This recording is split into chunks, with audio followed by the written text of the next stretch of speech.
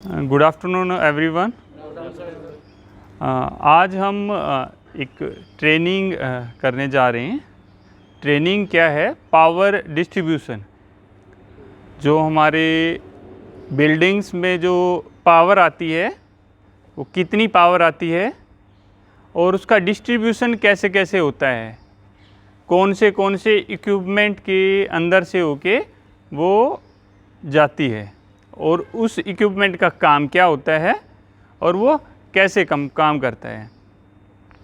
हम आज इसकी स्टार्टिंग हम करेंगे मीटर रूम से। जो ये रूम है जिसके सामने आप लोग खड़े हुए हैं, ये वाला, इसको मीटर रूम बोलते हैं।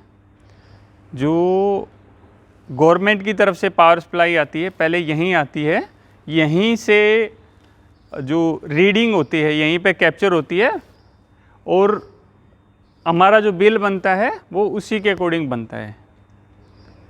तो सबसे पहले जो हमारी पावर आती है इस मीटर रूम के अंदर आती है। इसमें सोर्सेज रहती हैं कि हमारे पास सिंगल सोर्स है या डबल सोर्स है, तो जिस हिसाब से हमारी सोर्स होती है ना उसी हिसाब से इसमें VCB इसके अंदर लगे रहते हैं। इसके अंदर जो ब्रेकर लगता है ना HT के अंदर, उसको बोलते हैं VCB। यहाँ पे VCB लगा हुआ है। वैसे कई तरह के ब्रेकर होते हैं, SF6, बट यहाँ पे जो ब्रेकर लगा उसको VCB बोलते हैं। VCB है वैक्यूम सर्किट ब्रेकर। आज सिर्फ उनके नाम और थोड़ा बहुत डिटेल में बताएंगे। ब्रेकर के बारे में स्पेसिफिक रहेगा, वो हम अलग से बताएंगे आपको कि कैसे कैसे उसका डीपली वर्क कैसे होता है। तो ब्रेकर का मतलब हो गया भी ब्रेक करने वाला। जैसे हमारी MCB है, उस मिनिएचर सर्किट ब्रेकर, वो भी एक ब्रेकर है कि पावर को काटने और जोड़ने के लिए जिस ब्रेकर का यूज करते हैं, जिस इक्विपमेंट का यूज करते हैं उसको हम ब्रेकर बोलते हैं। और इसके अंदर सेफ्टी वगैरह भी लगी हुई हैं कि भाई कहीं पे कुछ प्रॉब्लम हो जाए ना तो वो अपने आप ऑटोमेटिक बंद हो जाए। जैसे अपनी MCB होती है, घरों में लगती है, कोई भी शॉर्ट सर्किट हो जाता है तो वो ट्रिप करा देती है। बट यहाँ पे क्या है कि कुछ ज़्यादा ही हम सेफ्टी रखते हैं कि अर्थ फॉल्ट हो जाए जब ट्रिप हो जाए, ज़्यादा अगर लोड पड़े जब ट्रिप हो जाए, शॉर्ट सर्किट होने पे ट्रिप हो जाए, तो यहाँ पर ज़्यादा ऑप्शन होते हैं उसको बंद कराने के। क्योंकि इतनी बड़ी बिल्डिंग है, कहीं ब्रेकर ही न जल जाए या कोई लाइन है हमारी वही नहीं जल जाए, तो इसके लिए इसके अंदर सेफ्टियाँ दी जाती हैं। तो सबसे पहले जो हमारी सप्लाई रहती है वो मीटर रूम में आती है। मीटर रूम में ये जो नीचे लगी हुई हैं ये VCB लगी हुई हैं। VCB वैक्यूम सर्किट ब्रेकर लगे हुए हैं। यहाँ पर कितने एम्पियर के VCB लगे हुए हैं? 600 एम्पियर के VCB लगे हुए हैं। साथ ही साथ में ना बस कपलर भी लगा रखे हैं इधर। बस कपलर क्या होता है कि जैसे हमारी दो अलग अलग सोर्स होती है ना, जैसे एक DG की सोर्स है और एक हमारी है ट्रांसफार्मर वाली सोर्स है, तो दोनों सोर्स आपस में भिड़े नहीं। अगर दोनों आपस में भिड़ गई तो शॉर्ट सर्किट हो जाएगा। तो उसके लिए बीच में बस कपलर लगाया जाता है। भैया अगर आपको DG चलाना है तो आप DG की सप्लाई को पहले बंद करेंगे, फिर ये इसको ऑन करेंगे, तो वो सप्लाई आपस में भिड़ेंगी नहीं। उसी तरह यहाँ पे बस कपलर का उपयोग क्यों किया गया है? यहाँ पे दो सोर्स लाई गई हैं पीछे से ना दो सोर्स हैं, जिसके लिए बीच में बस कपलर दिया गया है कि दोनों सोर्स आपस में मिल जाएंगी। न्यूट्रल फेस होती है, अलग अलग सोर्सेज को हम आपस में टच हो जाएंगी तो ब्लास्ट हो जाएगा। तो इसलिए इसके अंदर बस कपलर दिया गया है। यहाँ से जो पावर सप्लाई होती है वो हमारी जाती है, ये हमारे कंट्रोल में नहीं होता है, ठीक है, हम लोग इसको ऑपरेट करते हैं। ये जो गवर्नमेंट एजेंसी होती है वो इसको देखती है। इसके बाद में जो हमारे कंट्रोल में होता है वो होता है VCB रूम। जो नेक्स्ट रूम है हमारा, आप इसके ऊपर भी देख पा रहे हैं कि VCB रूम इसमें लिखा हुआ है। इधर आ जाइए।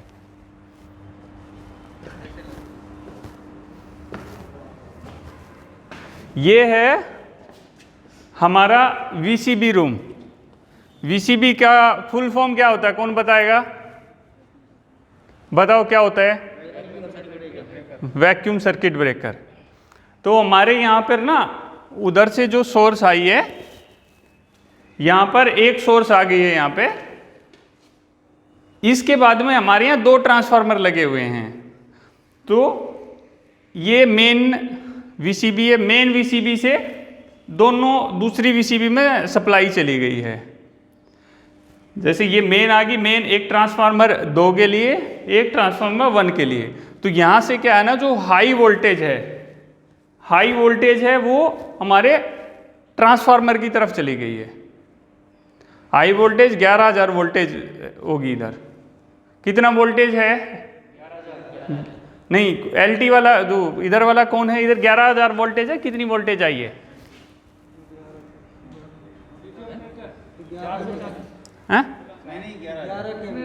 11 kV है ना। तो 11 kVA यहाँ पर आई है, यानी कि 11,000 वोल्टेज है। ये बहुत खतरनाक होती है, इसके पास जाना नहीं है। जिसको इसके बारे में पूरी जानकारी होगा ना, जब भी इसके पास जाना है। अदरवाइज ये अभी यहाँ तो इंसुलेटेड है, अदरवाइज जो ओपन में वायर होती है ना, तो वो दूर से खींच भी लेती हैं। तो थोड़ा सा इससे दूर हम लोगों को रहना होता है। बट पैनल है, पैनल ना, इसका जो पैनल होता है प्रॉपर अर्थ होता है। इसमें आप देखेंगे तो पैनल को ना प्रॉपरली अर्थ किया जाता है कि इसकी बॉडी में करंट नहीं आए, और सेफ्टी के लिए क्या लगाया जाता है कि हर एक पैनल में लगाया जाता है, अर्थिंग किया जाता है। तो ये भी एक इंपॉर्टेंट पार्ट है कि पैनल पे को अर्थ किया जाता है। अब हम जाएंगे, कहाँ पे जाएंगे बताओ, कौन बताएगा? ट्रांसफार्मर में। अब हम दोनों ट्रांसफार्मर नहीं खोल लेंगे, एक ट्रांसफार्मर है, एक ट्रांसफार्मर के बारे में आपको बताएंगे कुछ बेसिक। पहली हमारी सप्लाई आई मीटर रूम से VCB रूम में, VCB रूम से ट्रांसफार्मर पे। ट्रांसफार्मर का क्या काम होता है, कौन बताएगा भाई? क्या काम होता है बताइए? ट्रांसफार्मर 2 तरह के होते हैं, एक स्टेप अप, एक स्टेप डाउन। अगर हमें हाई वोल्टेज को लो वोल्टेज में कन्वर्ट करना है तो हमारा जो है स्टेप डाउन जो है मतलब इस्तेमाल करेंगे, ताकि जो है हाई वोल्टेज को हम डाउन करके जो है अपने यूज में ले सकें। लेकिन कहीं अगर जो मतलब हाई वोल्टेज हमें चाहिए तो वहाँ स्टेप जो है अप का जो प्रयोग करेंगे। तो हमारा ये स्टेप डाउन ट्रांसफार्मर है, जिसको जो है हम अपने आवश्यकता अनुसार वोल्टेज के लिए प्राप्त करते हैं। ये इन्होंने बताया कि ट्रांसफार्मर 2 तरह के होते हैं, स्टेप अप और स्टेप डाउन। स्टेप अप का मतलब हो गया, स्टेप अप मतलब ऊपर चढ़ रहे हैं कि वोल्टेज बढ़ानी है ना हमें, तो स्टेप अप का ट्रांसफार्मर का यूज करेंगे। जैसे घरों में भी वोल्टेज कम आ रखी है, वोल्टेज कम आ रही है, हम बढ़ा लेते हैं, जो ऑटोमेटिक स्टेबलाइजर होते हैं। तो उसी तरह ये वाला है हमारा स्टेप डाउन ट्रांसफार्मर है। और ट्रांसफार्मर एक ऑयल टाइप ट्रांसफार्मर आता है, एक ड्राई टाइप। तो ये हमारा ऑयल टाइप है, ड्राई टाइप है। तो ये जो हमारे इधर लगा हुआ है ये ड्राई टाइप ट्रांसफार्मर है। ये हमारी जो 11,000 वोल्टेज है उसको 440 वोल्टेज में बदल देता है, और हमें जो नीचे है संतुलित वोल्टेज मिलती है। इसमें जो यहाँ पे एक मीटर लगा हुआ है, ये ना कॉइल, इसके अंदर कोर हैं, 3 कोर हैं अलग अलग। तो तीनों कोरों का टेम्परेचर हमें दिखाता है यहाँ पे। और इसको ठंडा करने के लिए इसके अंदर ब्लोअर लगे हुए हैं, पंखे लगे हुए हैं। जब ये टेम्परेचर ज़्यादा हो जाता है तो अपने आप ही वो फैन स्टार्ट हो जाएंगे, और बाहर से ठंडी हवा लेके कॉइल के ऊपर फेंकेंगे और ठंडी हो जाएगी। उसी तरह ऑयल टाइप ट्रांसफार्मर में ऑयल रहता है उसको ठंडा करने के लिए। अभी आता है कि जो केबल्स हैं, ये हमारी जो सप्लाई है जो इधर है, ये हमारी है LT साइड की सप्लाई है। यहाँ से हमें वोल्टेज अपने 440 वोल्टेज यहाँ से मिले हैं। और इसके दूसरी साइड में, इसके बैक साइड में यहाँ पे एक एक करके, 1 या 2 करके कोई आ सकते हैं, देख सकते हैं की भी है। ये हमारी VCB के पास से आई है, और ट्रांसफार्मर के अंदर चली गई है। तो यहाँ से 11,000 गई और वहाँ से उसने 440 बना दी है।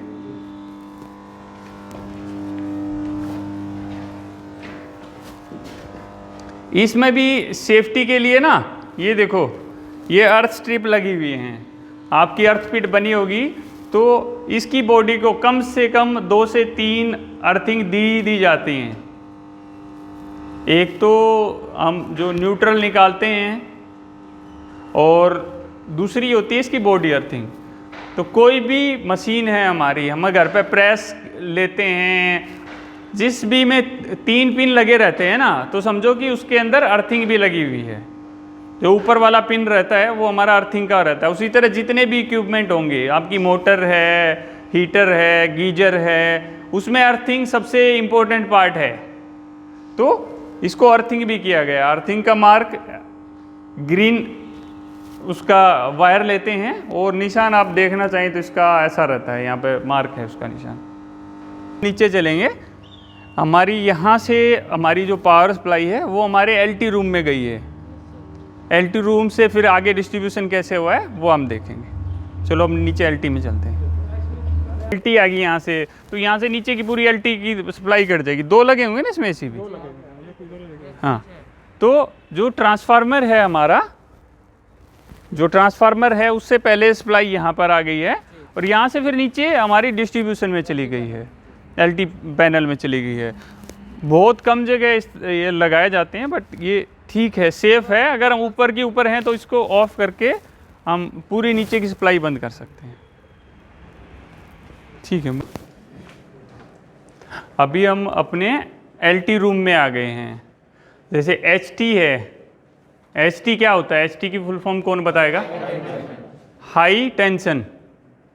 और एलटी का लो टेंशन। तो हाई टेंशन इसलिए बोलते हैं कि वहाँ वोल्टेज बहुत ज़्यादा हाई होती है। इसको एलटी मतलब यहाँ वोल्टेज रेगुलेटेड वोल्टेज होती है। एसी और डीसी वोल्टेज के बारे में किसको पता है?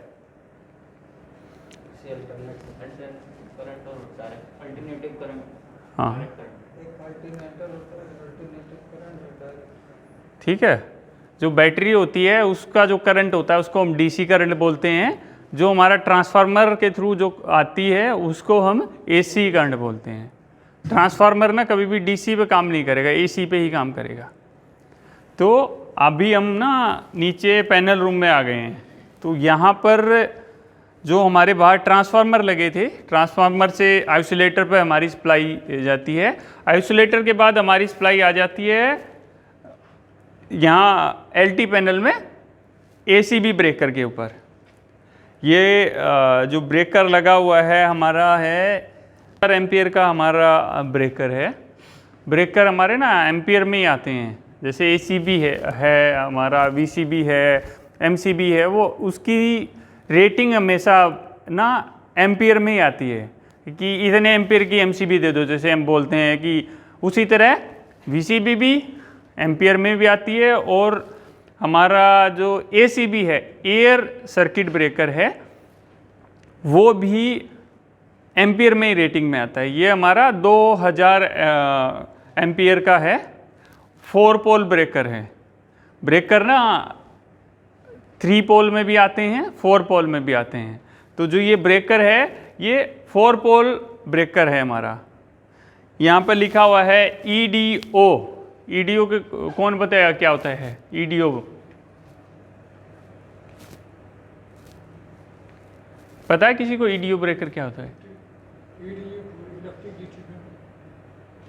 ब्रेकर ना हमारे एसीबी ब्रेकर 2 तरह के होते हैं, EDO, MDO। EDO होता है इलेक्ट्रिकल ड्रा आउट, MDO होगा मैनुअल ड्रा आउट। तो मतलब जिसके अंदर मोटर लगी रहती है ना, चार्जिंग मोटर रहती है, उसको हम EDO बोलते हैं। और ये इलेक्ट्रॉनिक पैनल लगा रहता है उसमें।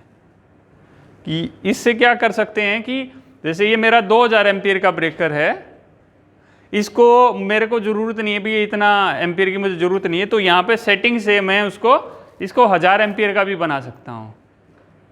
इसके अंदर इस तरह फंक्शन लगा रहता है, ये इधर जो लगा है ना, इससे हम भाई कितनी सेकंड में ट्रिप होना चाहिए, कितनी मिली सेकेंड में ट्रिप होना चाहिए, कितना जर्क लोड आए जब ट्रिप होना चाहिए, तो उस तरह की जो सेटिंग है वो यहाँ पे दी जाती है इसकी। ये इसमें 2 बटन दिए हुए हैं, इसको अगर ऑफ करना है और ऑन करने के लिए अगर मैं ये बटन दबा दूंगा तो ये ब्रेकर ऑफ हो जाएगा। ऑन करने के लिए अगर ब्रेकर हमारा चार्ज हो गया है, चार्ज कहाँ से दिखेगा इसमें, ओके यहाँ पे तो ये दिखेगा कि ऑन है या ऑफ है। इसको थोड़ा जूम करके दिखा दो, इसमें ये दिखेगा ऑन है या ऑफ है, यहाँ पे ये दिखेगा कि चार्ज है या डिस्चार्ज है। ठीक है, तो अगर मेरा चार्ज ब्रेकर होगा, मेरी सप्लाई ऑफ कर दिया मैंने, ब्रेकर मोटर अपने आप ऑटोमेटिक चार्ज कर देती है, इस बटन को दबाऊंगा चालू हो जाएगा। मेरा कई बार क्या होता है भाई मोटर में प्रॉब्लम हो गई या कुछ नहीं है, तो इस हैंडल से भी हम उसको चार्ज कर सकते हैं। हैंडल को पूरा नीचे तक पुश करना पड़ता है, इसको 10-12 बार पुश करेंगे तो चार्ज हो जाएगी मोटर अपने आप ही। इसको रैक आउट करने के लिए यहीं पे एक हैंडल दिया जाता है, ये हैंडल है। अगर मुझे ब्रेकर को बाहर निकालना है तो इसी से हम इसको बाहर निकाल सकते हैं।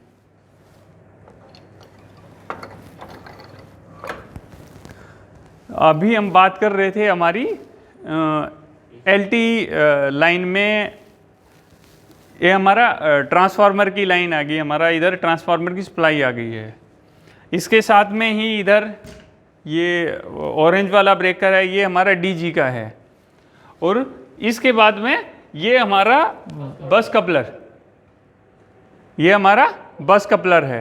बस कपलर ऊपर भी लगा हुआ था, मैंने बताया था कि जब 2 सोर्सेज अलग अलग सोर्स होती है ना, वो आपस में भिड़े नहीं,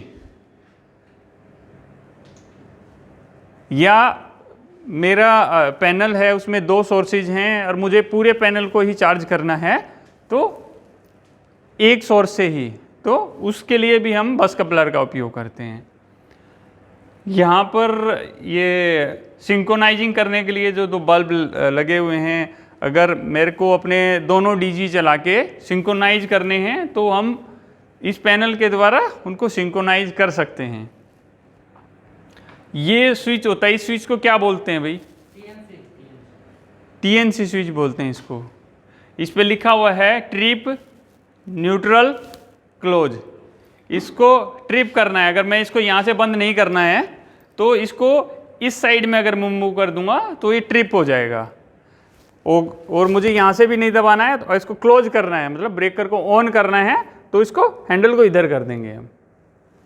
तो ये टीएनसी स्विच रहता है। यहाँ पे भी इंडिकेशन दिखाता है कि ब्रेकर ऑफ है तो अभी ऑफ का इंडिकेटर जला हुआ है, ब्रेकर जब ये चार्ज हो जाएगा तो ऑन का इंडिकेशन आ जाएगा, ट्रिप हो गया तो ट्रिप का इंडिकेशन आ जाएगा इसके अंदर। सभी ब्रेकर्स में हमारे जो मेन ब्रेकर हैं सब में ये दिया हुआ है। जैसे बस कपलर है हमारा ऑफ है अभी बस कपलर, तो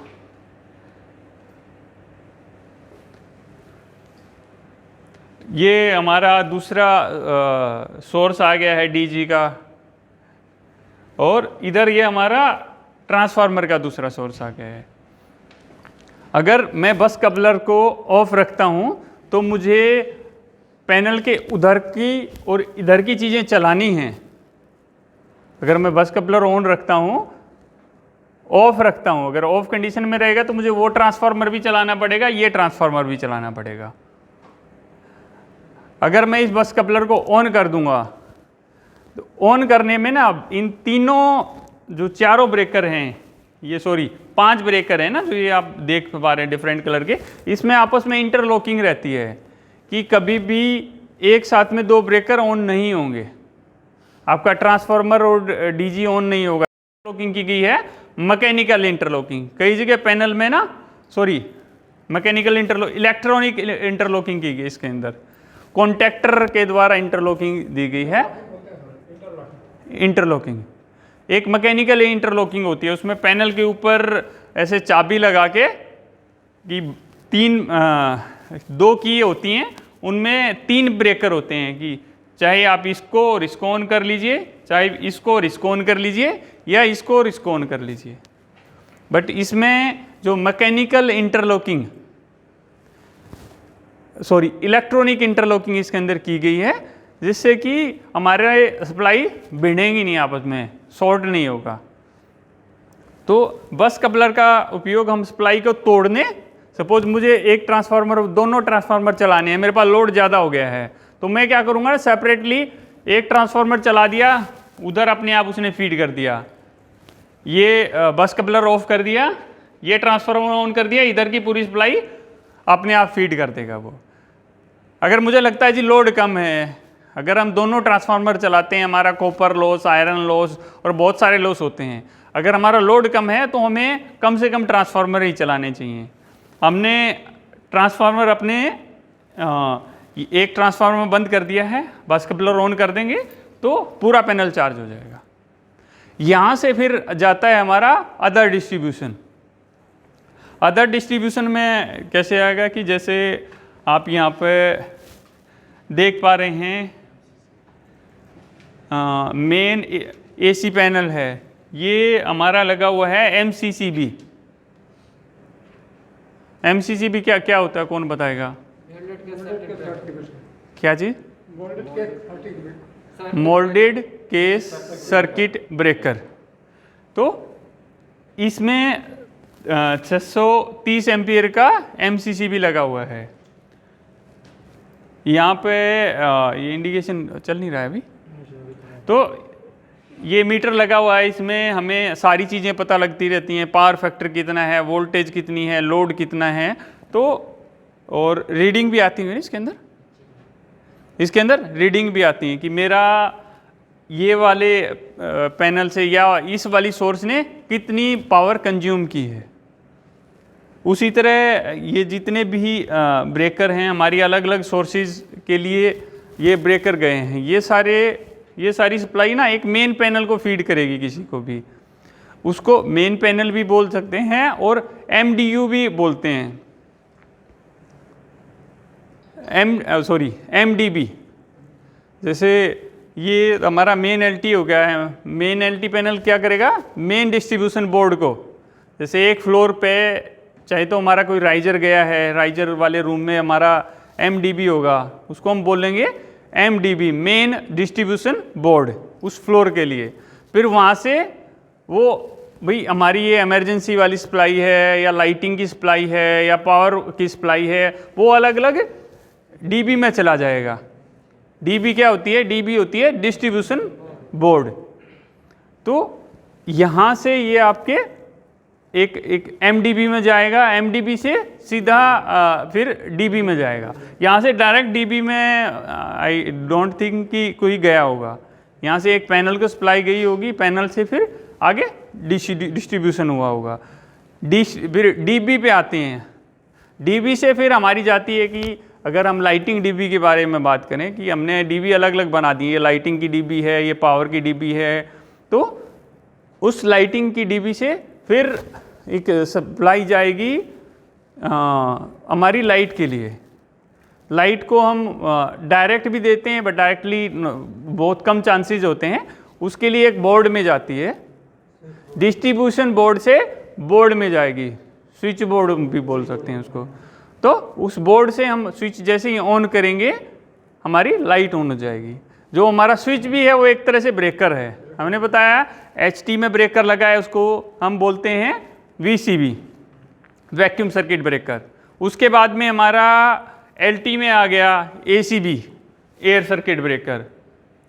उसके बाद में आ गया MCCB, ये भी ब्रेकर है, miniature module case circuit breaker. तो MCCB ये भी एक ब्रेकर हो गया। तो 1 2 तीसरा ब्रेकर। इसके बाद में MCB रहेगी, ELCB भी लगी रहेगी, पहले ELCB में जाएगा, या RCCB है तो RCCB में जाएगा, वो रिक्वायरमेंट के अकॉर्डिंग लगाते हैं। अर्थ लीकेज सर्किट ब्रेकर या ELCB है, RCCB residual current circuit breaker, ठीक है। तो उसके बाद फिर MCB में जाएगा, MCB भी ब्रेकर हो गया। उसके बाद स्विच बोर्ड में जाएगा, स्विच बोर्ड से हमारी लाइट के अंदर जाएगा। तो आज हम लोगों ने मेन HT से लेके LT तक कहाँ से सप्लाई जाती है, कैसे कैसे जाती है, कौन से ब्रेकर आते हैं। और पैनल में भी ACB और बस कपलर के बारे में समझ में आया किसी को, या किसी को कन्फ्यूजन है अभी? बस कपलर ना 2 सप्लाई हैं, सपोज हमारे चाहे 2 ट्रांसफार्मर भी हो सकते हैं। पहले हम 2 ट्रांसफार्मर रख लेते हैं। सपोज ये मेरे दोनों ट्रांसफार्मर हैं, ये लगे हुए हैं आपके।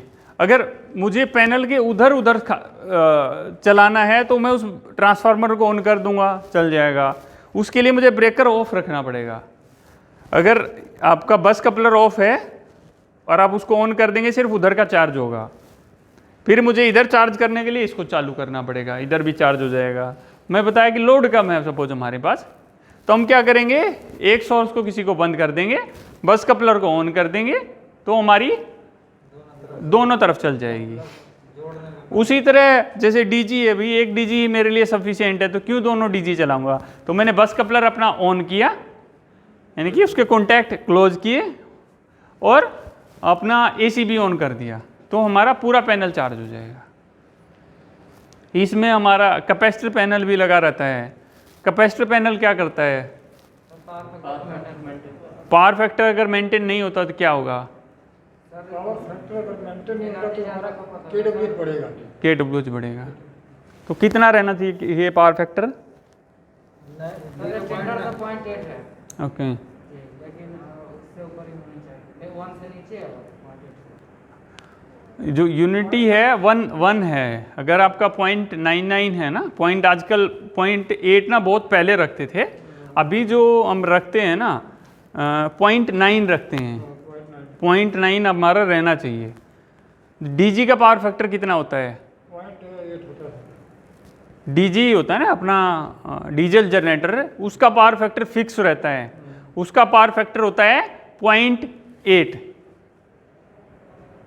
ये आप लोगों को बहुत सारे को समझ में नहीं आएगा, थोड़ा सा आगे कभी और ट्रेनिंग होगी ना तो आप लोगों को समझ में आ जाएगा। बट थोड़ा दिमाग में होना चाहिए कि पावर फैक्टर नाम की भी कोई चीज़ होती है।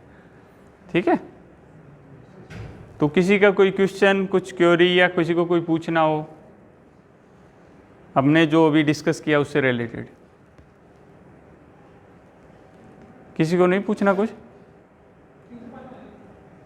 सर एक चीज़ पूछना है। हाँ, जैसे 2 ट्रांसफार्मर हैं, हाँ हाँ सपोज करिए एक यूज हो रहा है, हाँ। तो क्या एक बंद कर सकते हैं? हाँ हाँ हाँ जैसे ट्रांसफार्मर भी नहीं बंद कर सकते, हाँ कर सकते हैं, PCB से बंद कर दो। ट्रांसफार्मर तो हम बंद करके नहीं रख सकते ना सर। मैं दूसरी साइड नहीं, कुछ नहीं होगा। वहाँ बंद करके रखते थे, जो यूज होता था उसको सिर्फ जो बरसात का सीजन रहता है ना, रेनी टाइम में उसको थोड़ा ऑन रखते हैं कि उसमें मॉइस्चर नहीं आए।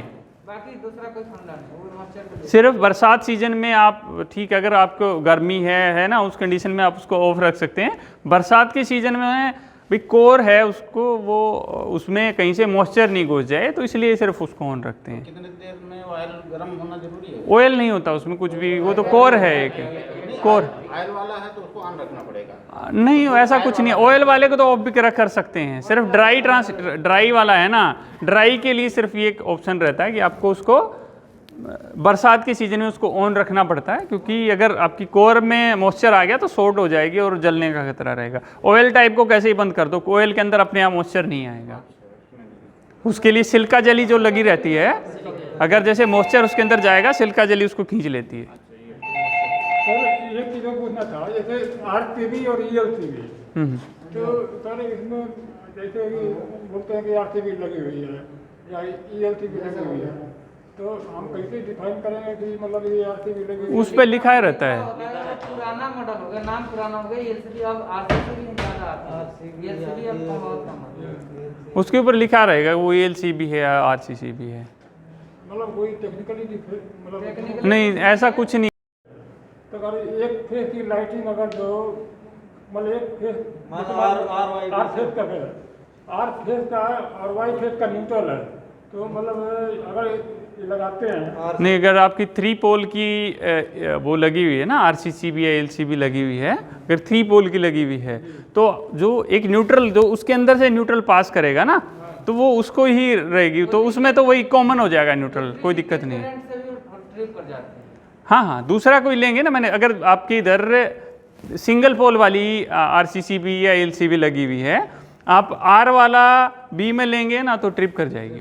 मतलब इसे और 3 फेस में ना हाँ, हाँ। जैसे यूपीएस वाला न्यूट्रल लोगे ना तो मारेगी, ट्रिप मार देगी। जैसे सर ELCB अर्थ लीकेज में काम करती है, तो RCCB क्या रेजिस्टेंस से काम हाँ हाँ करती है? हाँ, रेजिस्टेंस से काम रेजिस्टेंस। और कुछ? अच्छा सर, एक चीज मतलब कंफर्म कर दीजिए कि जैसे कॉन्ट्रैक्टर है, एक तो इसका हो गया 220 वोल्ट AC का हो गया, एक कॉन्ट्रैक्टर आता है DC का, तो ज़्यादातर देख रहे हैं वो DC का ही कॉन्ट्रैक्टर आदमी यूज़ कर रहा है, AC का नहीं, देखो DC जहाँ का पे उसमें यूज होता था, कंट्रोलिंग, नहीं नहीं ये जो BMS सिस्टम है, नहीं नहीं नहीं नहीं नहीं, हमारा जहाँ पर भी, जैसे ये वाला भी है, जहाँ पर हमारा BMS लगा रहे या PLC लगा रहे ना, वहाँ पर हम जो कॉन्टैक्टर को DC सप्लाई दे देते हैं। तेरी पूरी सप्लाई चली गई तो कॉन्टैक्टर कैसे काम करेगा? तो जहाँ पर हमारा PLC सिस्टम रहता है वहाँ पर स्पेशली प्रेफरेंस किया जाता है कि ये आपका DC वाला कॉन्टैक्टर रहे, क्योंकि पीछे से उसको सप्लाई मिल रही है, किससे? बैटरी से सप्लाई मिल रही है, सब कुछ बंद हो गया तो उससे सप्लाई मिल रही है उसको, इसलिए DC कॉन्टैक्टर यूज करते हैं। जैसे हमारा आप मोटर का जो है स्टार डेल्टा है या उसमें कहीं नहीं यूज होगा, जो अपनी कंट्रोलिंग की सप्लाई रहती है ना उसमें ज़्यादातर DC वाले कॉन्टैक्टर ही यूज किए जाते हैं। रिले होती हैं DC वाली यूज होती हैं, और कंटिन्यूटी बनाए रखना। हाँ, पावर कंटिन्यूटी बनाए रखने के लिए। और कुछ? कॉस्ट का भी तो होगा। कॉस्ट नहीं, मेनली यही चीज़ एक रखी जाती है, क्योंकि कॉइल उसके अंदर भी रहती है। कॉस्ट में भी मुझे नहीं लगता बहुत ज़्यादा डिफरेंस होगा, मैंने अभी देखा नहीं है। बट मेन फंडा क्या होता है कि कंट्रोलिंग, जी, छोटा हल्का होता है और वो DC पे जल्दी काम कर जाता है, इसलिए छोटा लगाया जाता है। फंक्शन का दूसरा कोई रीजन नहीं नहीं, कंट्रोलिंग में जहाँ पे भी रहेगा ना, कंट्रोलिंग में हमारा मोस्टली DC वाला ही यूज करते हैं। और कुछ?